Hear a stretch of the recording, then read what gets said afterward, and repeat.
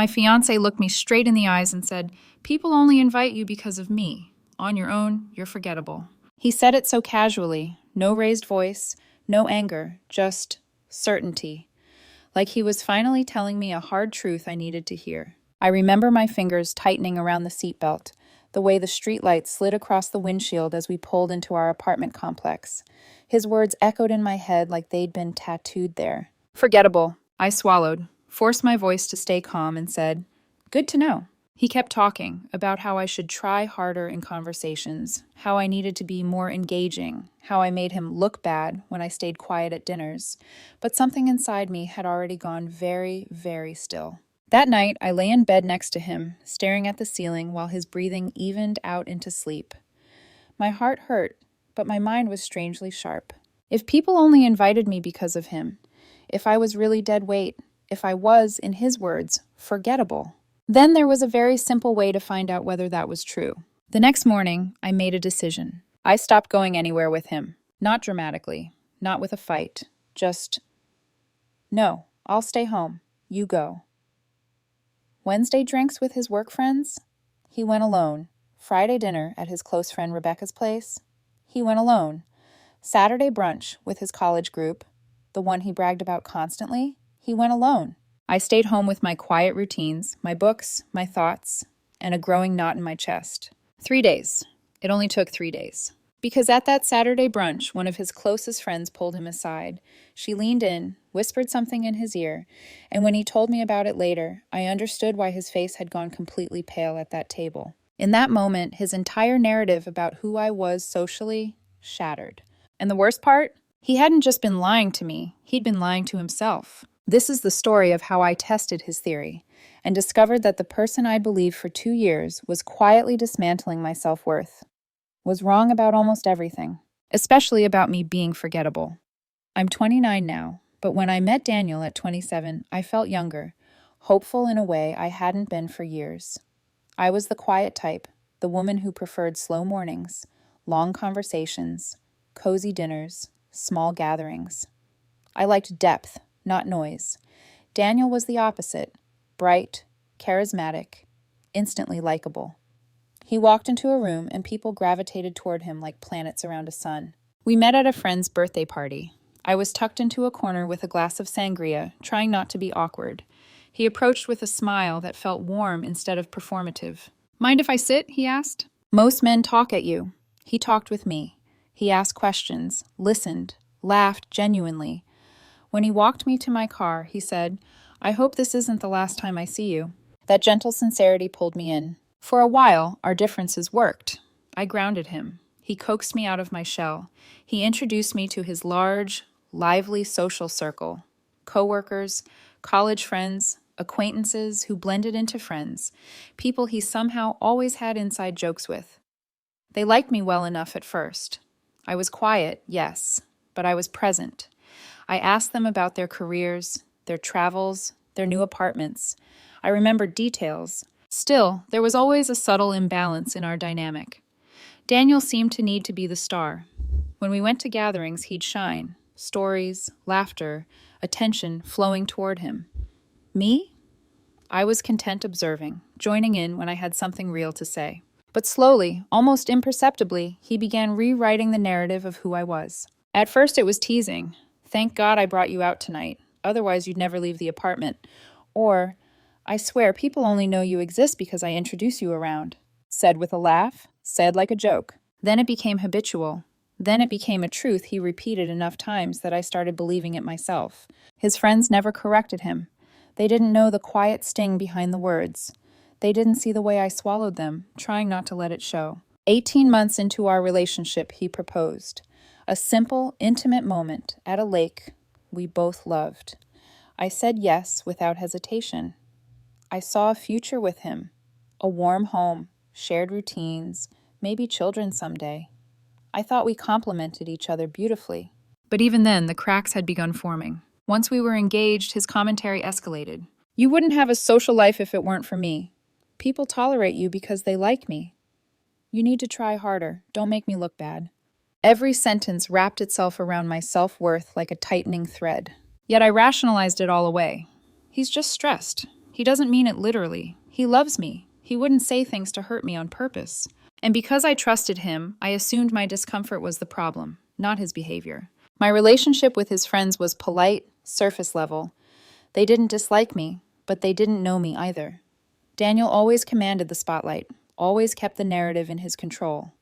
When I spoke, he would sometimes talk over me, not aggressively, but dismissively, like he was redirecting a conversation that didn't matter. Over time, I became quieter, not because I didn't have things to say, but because I didn't want him to feel embarrassed by me. I molded myself into the socially lighter version he wanted, smiling, nodding, never taking up space. And then came the night he looked at me with absolute confidence and said, "People only invite you because of me. On your own, you're forgettable." Something shifted. Something broke. Because deep inside, beneath the hurt, beneath the conditioning, beneath the narrative he'd spent 2 years feeding me, a small, steady voice whispered, "What if he's wrong?" And that whisper was enough for me to test the theory that would unravel everything we thought we knew about each other. Looking back, the unraveling didn't begin with the sentence that shattered me. It began months earlier, quietly, subtly, like hairline fractures spreading across glass. Cracks so thin I could pretend they weren't there, until they finally splintered into something I could no longer ignore.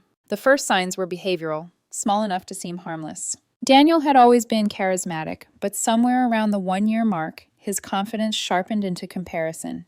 He stopped appreciating my calmness and began resenting it. I didn't realize it at the time, but he wasn't trying to lift me up. He was slowly pulling me down to maintain a certain balance, one where he always shined brighter. It began with teasing comments. "You just stand there nursing one drink all night.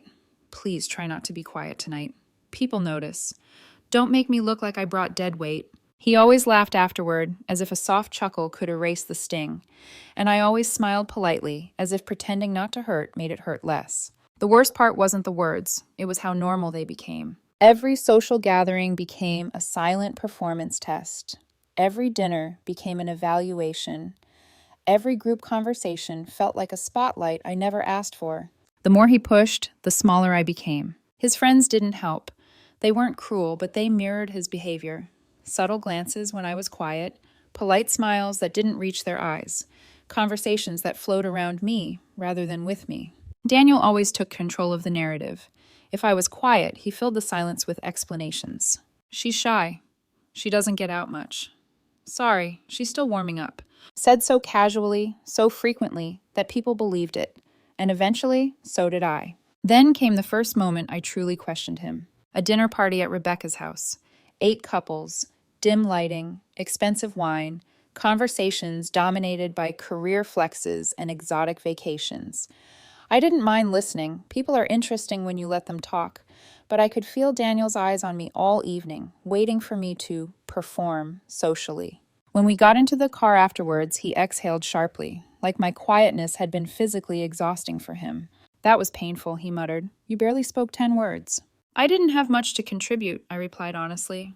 "That's the problem," he snapped. "You never do." The words hit harder than he expected. His tone wasn't annoyed, it was disappointed, like I'd failed some invisible requirement of being his partner.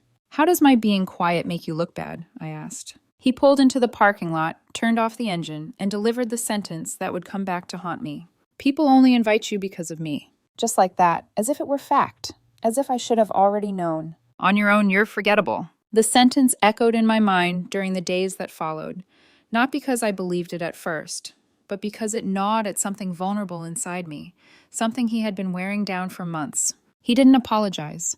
He didn't revisit the conversation. He acted like he'd simply stated a universal truth, and his behavior got worse. Before every gathering, he'd prep me. "Try to be more expressive tonight. Please don't stand in the corner. Engage, okay? Don't make me carry the conversation alone." During events, he'd shoot me silent warnings across the table. Afterward, he'd recap everything I did wrong. It was subtle enough that I could rationalize it, but heavy enough that it built a low, quiet shame inside me. Shame I never deserved. The final seed of conflict took root the night I realized something else. It wasn't that I wasn't enough, it was that he felt threatened when I was. When people at gatherings leaned in when I spoke, because I listened, because I remembered details, because I didn't dominate conversations, he noticed. He hid it under jokes and comments, but I could feel it. And that's when I began to understand. The thing he feared wasn't my forgettability, it was my memorability, the kind that didn't require volume or performance, the kind he couldn't control. But I didn't know just how deeply his insecurity ran, not until the week I decided to test his theory. The week that would expose far more about him than he ever intended. The night everything snapped didn't look dramatic from the outside. There was no shouting, no tears, no slammed doors. Just two people driving home from a dinner party, one staring out the window, the other gripping the steering wheel, like the silence between them was louder than anything either of them could say. We pulled into our apartment complex. The engine hummed softly before he turned it off. For a second, neither of us moved. I could see his reflection in the dark windshield, jaw clenched, eyes narrowed, with an irritation he wasn't even trying to hide. Finally, he exhaled sharply and said it. "That was painful. You barely said 10 words all night." My brows tightened. I didn't have anything to contribute. They were talking about yacht trips, promotions, international conferences. I didn't want to interrupt a conversation I wasn't part of. "That's the problem," he snapped. "You never do." His tone was sharper than usual, slicing through the last of my patience. I swallowed hard, felt my pulse throb in my throat. "How does my being quiet make you look bad?" He turned to me fully, eyes cold with a certainty that made my chest ache before I even heard the words. "People only invite you because of me. They don't actually want you there. You're tolerated because you're with me. On your own." He paused, as if choosing a knife from a drawer. "You're forgettable." My breath caught. It felt like being slapped without the sound. Forgettable. The word hung in the air, heavy and cruel, lodging itself somewhere behind my ribs. I looked down at my hands, suddenly aware of how still they were. "Good to know," I whispered, because I couldn't think of anything else to say that didn't sound like breaking. "I'm not trying to be mean," he insisted. "I'm just being realistic. If you want people to actually want you around, you have to make more effort." I got out of the car. I don't remember shutting the door behind me. My legs moved on autopilot, carrying me up the stairs while he continued lecturing about social strategies and showing more personality. Inside, I nodded, pretended to listen, pretended the words didn't hollow something out inside me. But that night, lying beside him while he fell asleep effortlessly, as if nothing significant had happened, I stared at the ceiling for hours. His words replayed in my mind, cutting deeper each time. Only invited because of him. Barely tolerated. Forgettable. Somewhere around 3 a.m., my heart shifted. Not into anger. Anger would have been easier. Instead, it moved into clarity. If he believed so firmly that people only wanted me around because of him, then it was time to test that theory. Not out of spite, but because I needed to know whether I had been disappearing in rooms, or whether he had been shrinking me. So the next morning, when he casually asked what time I needed to leave for Wednesday drinks with his coworkers, I replied, "I'm not going tonight." He blinked. "What? Why not?" "You said people only invite me because of you, so I'm testing that theory. You go. I'll stay home." "You're being ridiculous." "Maybe," I said, pouring coffee calmly, "but at least this way, no one has to tolerate me." His jaw tightened, but he didn't push further. He left alone. That night, when he returned around 11 p.m., he didn't mention the drinks.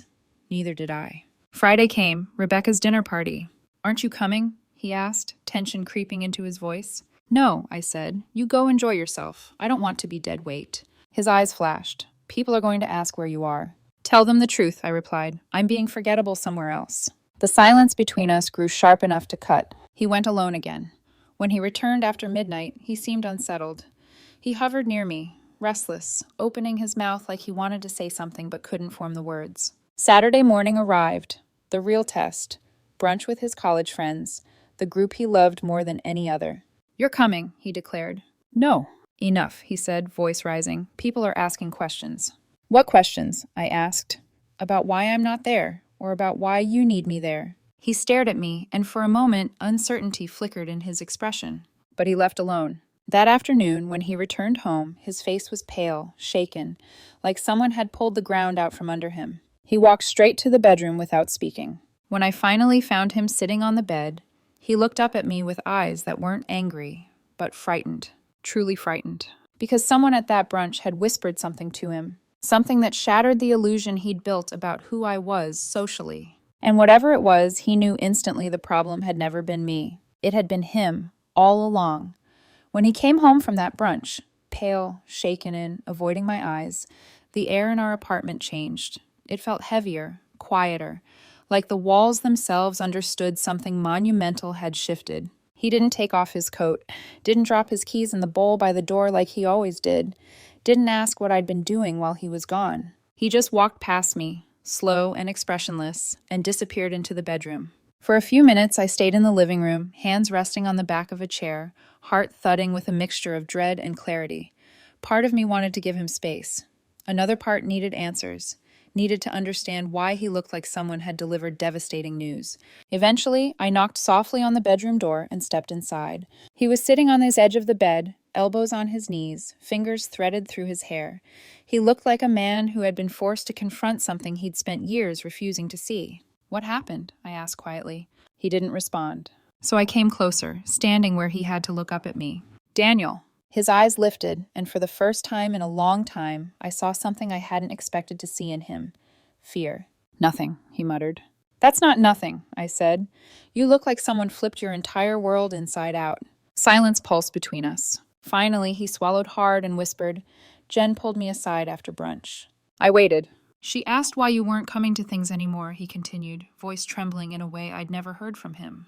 "I told her you were busy with work, but she didn't buy it." His throat bobbed. "She said everyone's been asking about you, not about why you're not there, but about you." A small breath escaped me, but I didn't speak. "She said they miss you," he added softly.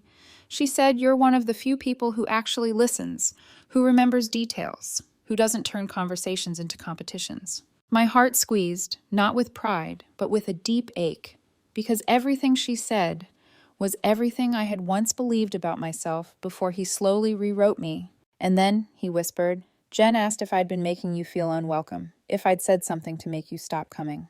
His jaw tightened. "What did you tell her?" I asked. He let out a bitter laugh. "I lied. I said you were stressed. But she didn't believe me. She said if I was the reason you weren't coming, then I was making a huge mistake." He rubbed his hands over his face, breath shaky. I sat down beside him, not touching, just present. "Daniel, what did she whisper to you exactly?" He didn't answer the question directly. Instead, he delivered the truth sideways, like a confession he wasn't ready to admit even to himself. "She said people have been complaining about me, about how I dominate conversations, how everything has to revolve around me, how I talk over people without noticing, how exhausting I can be." He laughed softly, but the sound cracked halfway through. "And then she said something else," he added, voice barely above a whisper. "She said, 'The only time I'm actually bearable is when you're there.'" A long silence settled, heavy enough to feel like gravity. I let the words sink in. "You believed your own narrative," I said quietly. "You convinced yourself people tolerated me because of you, when the truth was reversed." "I know," he breathed, sounding shattered. "I know that now." A tremor ran through his hands. "I thought I was helping you," he said. "I thought I was teaching you how to fit in, how to be more social, how to be better. But I wasn't trying to help you. I was trying to protect my position." I closed my eyes briefly. The honesty hurt in a way I hadn't expected. "When did you start feeling threatened by me?" I asked gently. He didn't deny it. "When people listened to you more than me," he admitted. "When you made them feel heard, when they remembered the things you said, when they looked for you in rooms. I told myself it was only because of me, that I was the reason you were included, because I couldn't handle the possibility that they liked you more." A sad, quiet truth. Insecurity wearing a mask of superiority. I took a breath, steady but trembling around the edges. "Daniel, you spent 2 years convincing me I had no value outside of being your +1. He winced. "You chipped away at my confidence until I believed you." "I know," he whispered, eyes glassy. "And I hate myself for it." I looked at him for a long, careful moment. "And now you know people actually want me around," I said softly. "Not because of you. Sometimes, despite you." He closed his eyes. His shoulders sagged like something inside him had finally collapsed. I stood up slowly. "I don't know what happens next," I said, "but I need you to understand something." He looked up, eyes red, desperate. "You didn't just hurt me with those words," I continued. "You made me disappear in rooms where I was fully capable of belonging." He swallowed hard. "I'm sorry," he whispered. "Truly." I nodded. Not forgiving, not healing, just acknowledging the apology. But inside, something had shifted. This was the first time in our entire relationship where I saw him not as the confident center of every room, but as a frightened man finally facing his own reflection. A reflection I could no longer ignore. For the next several days, the atmosphere in our apartment felt warped, like the air itself had begun carrying the weight of truths neither of us knew how to handle. Daniel walked around quietly, too quietly for a man who once narrated every detail of his day. And me. I moved slowly through each room, observing the familiar spaces with unfamiliar clarity. It was as if I'd spent 2 years living inside a fog, and now the fog had lifted, revealing fractures in our foundation I had never allowed myself to see fully. But the world outside our apartment wasn't quiet at all. The consequences began almost immediately. 1. His friends start panicking. It started with messages. First from Rebecca. Hey, are you okay? Daniel mentioned you've been skipping everything. Then from Kelly. We miss having you around. Is something going on between you two? And then from people I barely spoke to. Hope you're doing all right. We noticed you haven't been with the group lately. I didn't respond. Not out of pettiness, but because I didn't owe anyone explanations for the storm Daniel created. Meanwhile, his phone wouldn't stop lighting up. He tried hiding it at first, angling the screen away from me. But I saw enough to understand the theme. His friends weren't asking about him. They were asking about me. Where's she been? Is she mad? Did you do something? We actually like her. Why is she gone? Every time a notification buzzed, I could see Daniel flinch. It was the opposite of everything he'd believed about our social dynamic, and it terrified him. 2. The dinner invitation that broke him. 3 days later, Rebecca texted me directly. Hey, Taylor said you've been swamped with work, but we're having a small dinner next week and would really love if you could come. No pressure, just, you're missed. She emphasized you, not you two, and that distinction cut through whatever denial Daniel still had left. When he saw the message appear on my phone, his whole face shifted. He looked like a man standing on a cliff edge for the first time, realizing the drop was much steeper than he'd thought. You should go, he said quietly. Alone? I asked. He nodded. They invited you specifically. There was sadness in his eyes, but beneath that sadness, fear. Because he finally understood. He wasn't the reason I was welcomed. He was the reason I'd stopped showing up. 3. The message that revealed everything. The next day, he approached me slowly, holding his phone like it weighed 10 pounds. Jen sent me something, he said. He handed me his phone. The message was longer than I expected, and it was brutal. Jen didn't hold back. She laid out everything Daniel needed to hear. How he talked over people, how he redirected conversations back to himself, how exhausting he could be in social settings, how people actually felt relieved when I was there, how I made him more tolerable, calmer, more human, how he was the one tolerated, not me. And then the line that hollowed him out completely. When she's around, you're better. When she's not, you're too much. I looked up at him slowly. That's harsh, I said quietly. It's honest, he whispered. And for the first time, I saw Daniel's self-image cracking, not from my words, but from the unanimous reality he had been shielded from. He sat on the couch, shoulders slumped. I've spent 2 years telling you that you have no presence, he murmured. But the truth is, I've been terrified that people prefer you to me. I didn't interrupt. He needed to say it. You listen, he continued. You remember details. People feel seen around you. I never noticed because I was too busy performing. He covered his face with both hands. And the worst part, he whispered, I convinced you that you were forgettable because I needed to believe I was irreplaceable. The honesty cut through me, sharp but necessary. 4. His mother finds out. 2 days later, my phone rang. A number I didn't recognize, I answered softly. Hello? Hi, this is Daniel's mother. My heart stiffened. I heard there have been some issues, she said gently. Daniel isn't saying much, but I just wanted to check on you. I closed my eyes. The kindness in her voice made something inside me ache. I'm okay, I said. Thank you for calling. He mentioned he said some hurtful things to you, she continued, carefully choosing her words. I want you to know, you've always been welcome in our family. You're a lovely young woman, and I'm deeply sorry if he made you feel otherwise.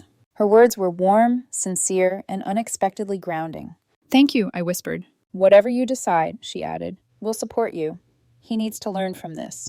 Those final words lingered. He needs to learn, not me. Something about hearing a mother acknowledge her son's flaws eased a weight on my chest I didn't realize I'd been carrying. 5. The conversation that changed everything. That evening, Daniel finally approached me. No arrogance, no lecturing, no frustration. Just vulnerability. I don't know who I've been, he said quietly. I don't like the version of myself I saw today. I'm starting therapy next week. Therapy. That was new. He looked at me with red, tired eyes. I don't want to lose you, he whispered, but I know I might already have. My breath caught. He took a step closer, not touching, just near enough for me to hear the tremble in his voice. Tell me what to do, he said. Tell me how to fix us. I shook my head softly. Daniel, fixing yourself is possible, fixing us might not be. The words cracked something inside him, but they also set me free. Because in that moment, I realized I didn't want revenge. I didn't want him to hurt the way I had. I didn't want him to crumble. I just wanted peace. And I had finally stepped into it. There is a moment in every heartbreak story when the world stops pretending everything is fine, when the numbness lifts just enough for the pain to seep through, when the quiet of your home feels like a mirror reflecting everything you've been trying not to see. My moment came about a week after brunch. After all the messages, the apologies, the awkward silences, the accidental truths slipping out of people's mouths. It didn't happen at a dramatic time, not during an argument, not after a confrontation. It happened on a quiet Thursday morning while I was folding laundry. I picked up one of Daniel's shirts, just a simple cotton button-down, something he wore to dinners. I held it without thinking, smoothing the fabric with my hands. Nothing about the moment was special. And yet, out of nowhere, my chest tightened, my throat burned, my eyes blurred. The shirt slipped from my fingers and fell to the rug, and I fell with it. I didn't just cry, I broke. My body curled in on itself, the way a person instinctively folds to protect an injury. I pressed my hand over my mouth to muffle the sobs, but they kept tearing out of me in violent waves. Months of swallowed doubt, years of small cuts disguised as jokes, 2 years of being told I was less by the man I trusted most. Each sob felt like it came from a place deeper than my lungs, like it was clawing its way out of everything I had ever believed about myself. I wasn't crying because I missed him. I wasn't crying because of the relationship. I was crying because I had disappeared. Piece by piece, comment by comment, until I had finally started to believe I was everything he said. Forgettable, unremarkable, dead weight, a social burden. How many times had I replayed those words in my mind, wondering if he was right, wondering if I was the reason I felt out of place sometimes? If maybe, just maybe, I had fooled myself into thinking I belonged anywhere at all. And then something else hit me, harder than all the rest. He hadn't just said those things in anger, he had believed them, truly, confidently believed them. Enough to repeat them, enough to weaponize them, enough to shape our entire relationship around the idea that I needed him to exist socially. And for so long I let him. I let him shrink me. I let him speak for me. I let him decide how others saw me. I let his insecurity set the tone for my entire world. The realization ripped something open inside me, a grief so raw it tasted metallic at the back of my tongue. How could I have loved someone who needed to dim me just to feel bright? The crying wouldn't stop. My breaths came short and sharp, my heartbeat frantic. I pressed my palms into the carpet, trying to anchor myself in something real while the storm inside me howled. I don't know how long I stayed on the floor. 10 minutes? An hour? Time blurred into nothing. Eventually, the sobs quieted, leaving behind an eeriness, like the silence after a building collapses. When I finally sat up, wiping my swollen eyes, my body felt heavy, worn out, drained of every reserve of emotional strength. And in that hollow space, another truth settled. Even if Daniel changed, even with therapy, even with apologies, even with captured clarity, I would never unhear those words. You're forgettable. They were carved too deeply, etched into memories I never asked for. And even if he grew, I could never again be the woman who trusted him completely. That version of me didn't exist anymore. I wrapped my arms around myself, not for warmth, but for grounding, for reassurance, for something solid in a moment when everything else felt like it was crumbling. I realized something important then, the kind of truth people often mistake for sadness, when really it is the beginning of transformation.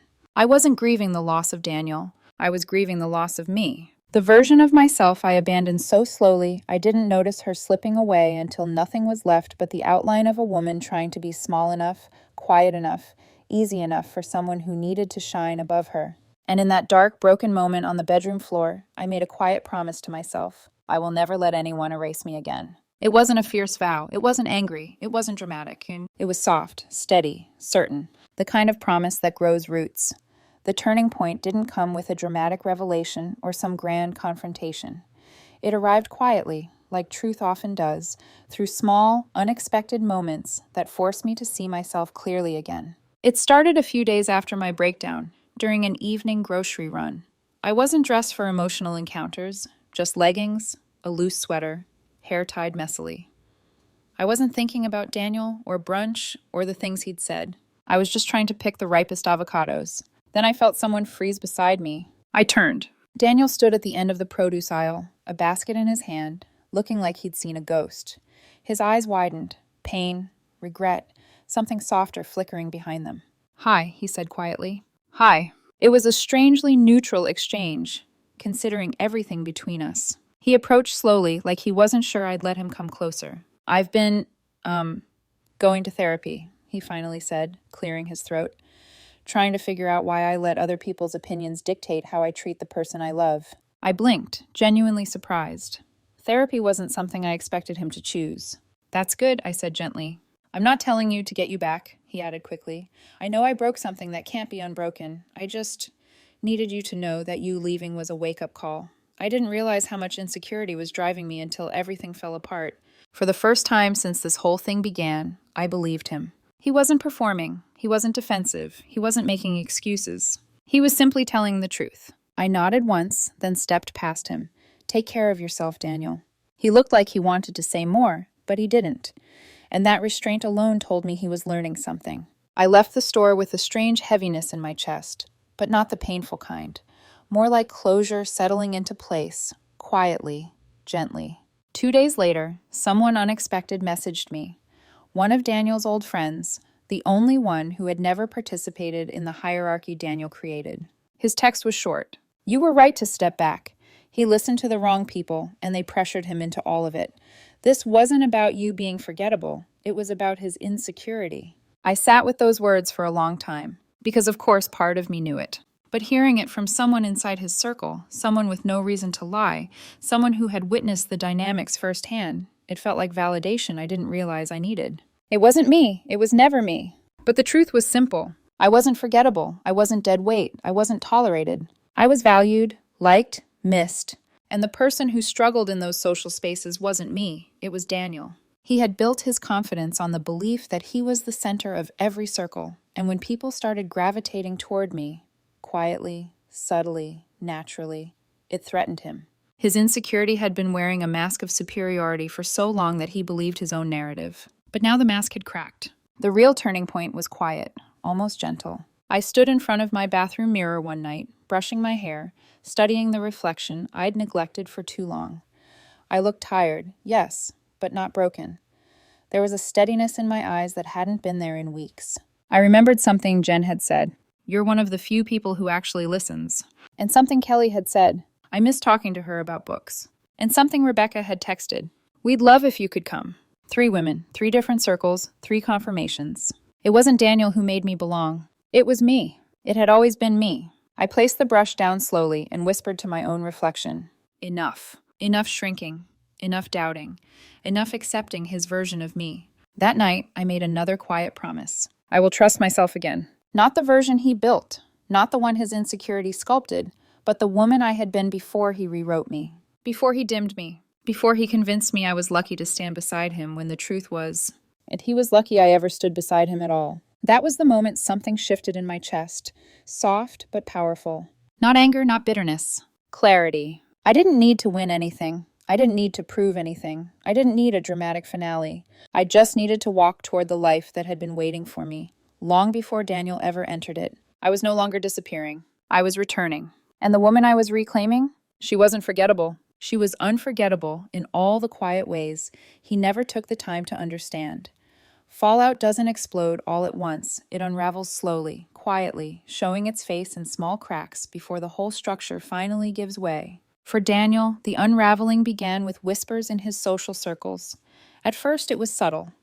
Awkward pauses when he entered a room, hesitant greetings from people who once greeted him loudly, sideways glances when conversations drifted too close to the topic of relationships or empathy. He used to be the charismatic center of every gathering. Now he was the subject of conversations he didn't control, and I didn't have to say a single word. Rebecca told me later, long after everything had settled, that the story spread without anyone meaning to spread it.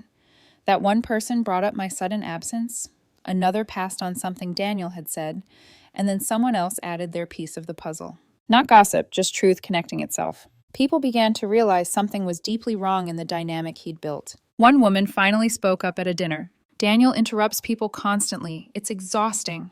Another admitted, "He doesn't listen, he performs." Someone else murmured, "When she was around, he was gentler, calmer. We liked him more." And then came the quiet consensus. I wasn't the forgettable one. He was the unbearable one without me. Within a month, the tight-knit group he'd always prioritized over everything, including me, began to fracture. Some of them defended him weakly. Others admitted they'd noticed his behavior for years. A few even confessed that they preferred when I was around because I made him tolerable. But the most devastating blow came when two of them confronted him directly. You've been making her feel inferior for years. You treated her like a prop. You let your insecurity ruin your relationship. He couldn't dismiss it, couldn't laugh it off, couldn't talk over them. For the first time in his life, he was being held accountable. And he hated it. He tried to blame them. They pushed back. Lines were drawn. In the end, the group fell apart, not because of me, but because his behavior had always been the weak link holding them together. When that link snapped, so did their friendships. Daniel's mother reached out one more time. Her message was simple. I spoke with him. He understands now. I'm so sorry you went through this. Then came words that surprised even me. He needs this lesson, maybe more than he needs the relationship. It wasn't spite. It was honesty. From a mother who loved her son but refused to enable his blindness. And something about that gave me a peace I didn't know I needed. Because if even she saw the truth, then it meant the truth had finally reached him. Over the next 2 months, I kept getting invited to things. Game nights, book clubs, small dinners, brunches. No one said, bring Daniel. In fact, no one mentioned him at all unless I asked. People included me because they enjoyed me. My presence, my quiet warmth, my ability to actually listen, my questions that weren't self-serving. Daniel saw the invitations come in on my phone. He saw my calendar fill while his grew emptier. The realization broke something inside him. The social circle he thought he built didn't prefer him. They tolerated him. They preferred me. And that truth, that inversion of everything he'd believed, was the beginning of the end for us. Not because I wanted to hurt him, but because the illusions he'd built around our dynamic could no longer stand. He couldn't handle being replaced as the center of his own world. And I couldn't pretend anymore that his version of reality was the truth. He tried, genuinely tried, for a while. He went to therapy, he apologized, he stopped the comments, he listened more, he softened. But some things can't be undone. The words he planted in me, forgettable, dead weight, people only want you because of me, those words had dug too deep. You can't pull a knife out and expect the wound to disappear. Even when he held my hand gently, my chest tightened, remembering the way he weaponized my quietness. Even when he smiled softly, I could hear the echo of his disdain. Even when he invited me warmly into conversations, I remembered the looks he used to give when he thought I wasn't performing. We tried, but both of us knew we were trying to rebuild something on top of foundations that had already rotted through. 3 months later, we ended it. Not dramatically, not angrily. Just two people sitting across from each other, acknowledging that something essential had died long before we admitted it. We exchanged the ring quietly. No tears, no accusations. Just acceptance. After the breakup, something unexpected happened. I kept getting invited to things, not as an extension of someone else, not as a plus one, but as myself. People from his world became part of mine, not through betrayal, but through genuine connection I had never been allowed to see clearly before. They liked me, not because I was dazzling or loud or attention-seeking, but because I was present. I listened. I remembered their stories. I showed up with sincerity, not performance. And slowly, the narrative he built around me dissolved entirely. I wasn't forgettable. I was quietly unforgettable. The world hadn't been ignoring me. I had been ignoring myself. Daniel moved to a different city 6 months later. A fresh start. A new circle. Hopefully a new understanding of how deeply his insecurity shaped his past. As for me, I finally understood something he never did. There is more than one kind of memorable. And mine didn't need his permission to exist. Healing didn't come in a single moment. It didn't arrive with clarity one morning or a sudden burst of confidence. It came slowly, quietly, through small, almost invisible shifts in the rhythm of my life. It was the morning I woke up and didn't feel a knot in my chest. The afternoon I laughed with a coworker and realized it wasn't forced. The night I walked into a gathering alone and felt genuinely at ease. Piece by piece, I reclaimed parts of myself I didn't realize I had surrendered. There were still echoes of what Daniel had said. Little ghosts that whispered forgettable in moments of insecurity. But those whispers faded each time someone greeted me warmly. Each time someone remembered something I once shared. Each time someone said, I'm glad you're here. Because the truth was clear now. I wasn't forgettable. I had simply been standing next to someone who needed to believe I was. And once I stepped out of his shadow, the world didn't shrink. It expanded. I went to a dinner party a few months after the breakup, one hosted by Rebecca. I walked in alone. I didn't cling to an arm, or a title, or a social role I'd been assigned. And the reactions were immediate, genuine. There you are. We missed you. Come sit next to me. I want to tell you something. Not because I was the loudest or the most entertaining person in the room, but because I had something far more rare in social settings. Presence. I listened, I remembered, I cared. Those things were never forgettable. As for Daniel, I don't hate him. I don't wish him misfortune. If anything, I'm grateful he confronted a truth about himself that he needed to see. But I'm even more grateful that I confronted the truth about me. Our engagement ended not because either of us wanted to hurt the other, but because we finally saw our relationship clearly, without performance, insecurity, or denial. He had built his identity on being admired. I had built mine on shrinking myself for his comfort. Both structures had to fall. If there's one thing I want anyone listening to this story to take with them, it's this. Sometimes the cruelest thing someone can do is convince you that you don't matter. And sometimes the kindest thing you can do for yourself is test whether that's actually true. The world didn't confirm his theory. It shattered it. And in losing him, I didn't lose my worth. I found it. Fully, quietly, unapologetically. I wasn't forgettable. I never was. I simply needed to walk away from the one person who needed me to believe it.